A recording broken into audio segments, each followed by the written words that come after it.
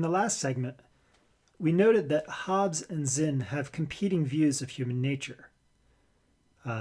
Generalizing a bit from the detail, Hobbes seems to think that we have a rather nasty nature that includes a propensity for violence, whereas Zinn seems to think that we don't have such a nature.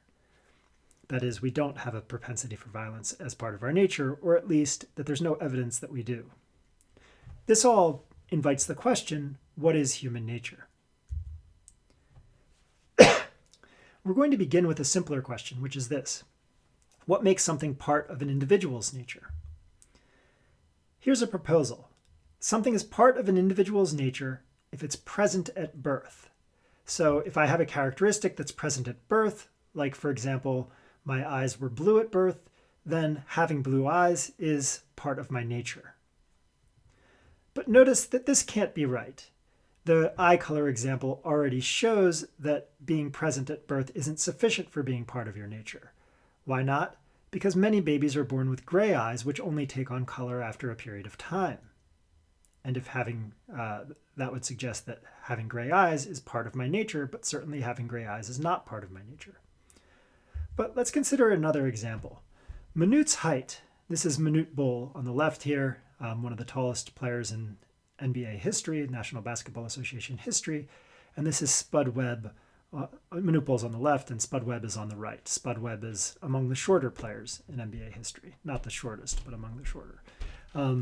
Famously won a dunk contest one year at 5'7", I believe. So they're about 2 feet different in height. Manute's height presumably is part of his nature, and Spud's height is part of his nature. But crucially, neither is present at birth. So Manute was perhaps a tall baby, but he wasn't 7 feet 6 inches tall at birth. And Spud was perhaps an average or smallish baby, but he wasn't 5 feet 7 inches tall at birth. So present at birth can't be the answer. That is, being present at birth is neither sufficient nor necessary for a characteristic being part of one's nature. How about this? A characteristic is part of your nature if it's exclusively a result of what's present at birth. So perhaps Manute's height is determined by his particular DNA and Spud's height is determined by his particular DNA. So their heights are part of their nature because they were present at birth. Well, this doesn't work either. This here is Yuji, I can't pronounce his name properly, but I'm just going to make us take a stab at it. Yuji Urushihara.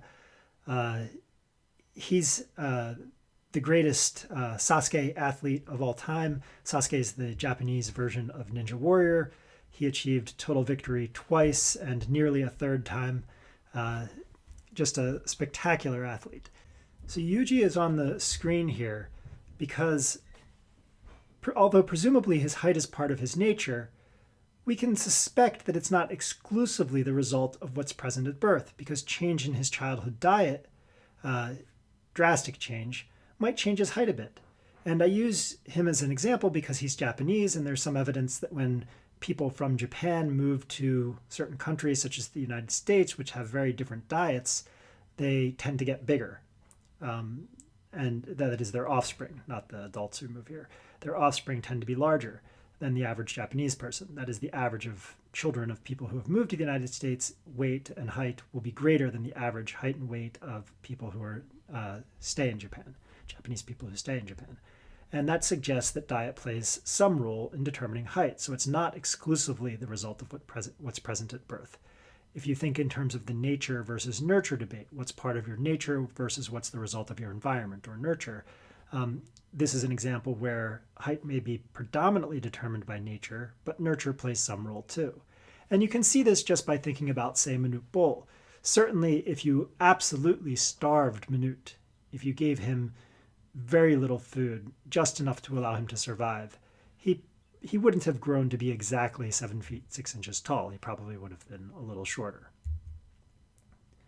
Similarly, there's some evidence that exercise habits, especially leading up to puberty, can change your height. So if you exercise a whole lot in your childhood, pre-puberty, you stay off puberty for longer, which means you increase your growing period, which means that you'll probably grow a little taller. There's some evidence that some of the height difference between men and women is attributable to this very fact.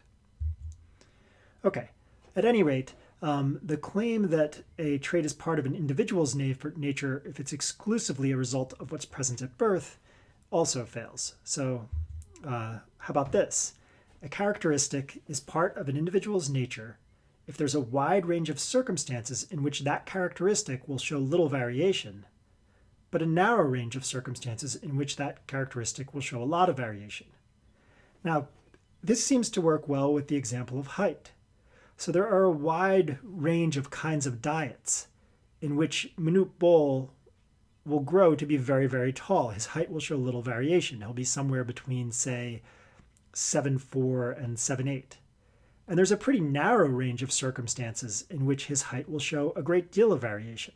Perhaps if you absolutely starve him, he'll stay below 7 feet tall, or he'll die before he reaches that height or whatever. And this seems to work well with things like eye color as well. There's a wide range of circumstances in which my eyes will turn out to be blue, but a pretty narrow range in which they won't. Ones in which there's, say, really serious intervention, medical intervention that we're not capable of yet, or ones in which I have my eyes taken out. Okay. This is what I just said for Manute. There's a wide range of circumstances in which his height will be roughly what it is, and a narrow range in which he'll be significantly shorter or taller. And the same thing for our Sasuke athlete. Now, we're less interested in characteristics such as height than we are in behaviors. After all, violence isn't so much a characteristic. A tendency towards violence might be a characteristic, but violence itself is a behavior, not a characteristic. So we need to change this around a little bit to start getting at what we're after. So for our purposes, we can say this. A behavior results from a person's nature if there is a wide range of circumstances in which that behavior will occur regularly, but a narrow range of circumstances in which that behavior will not occur regularly. So let me say that again because this will be important. A behavior results from, say, my nature, if there are many circumstances in which I'm going to behave that way a lot, and there are very few kinds of environments, very few circumstances in which I won't behave that way. So this now tells us about something being, a behavior being the result of an individual's nature. What about a behavior being the result of a species' nature? This is what we need in order to talk about something being human nature, or specifically violence being part of human nature. Well, is a behavior a result of human nature if it's a result of one member's nature? Presumably not. Why? Well, for example, there are people who, let's go back to characteristics because this will be an easier example. There are people who have 6 fingers on a single hand. So having 6 fingers on a hand is part of some member's nature. Does that mean it's part of human nature? Of course not. What about being part of every individual's nature? Well, again, this doesn't work. Why not? Take the very same example. Having 5 fingers on one's right hand is presumably the result of human nature. There's a wide range of circumstances in which humans will have 5 fingers on their right hand and a very narrow range in which they won't. But there are humans with 6 fingers who don't have exactly 5 fingers on their right hand. So if we say a characteristic or behavior is part of human nature only if it's part of every individual's nature, then we'd have to say that that individual who has 6 fingers on her right hand is not human. And that, of course, is the wrong result. So we can't say that a characteristic or behavior is part of human nature if it's part of every individual's nature. For our purposes, we'll say this.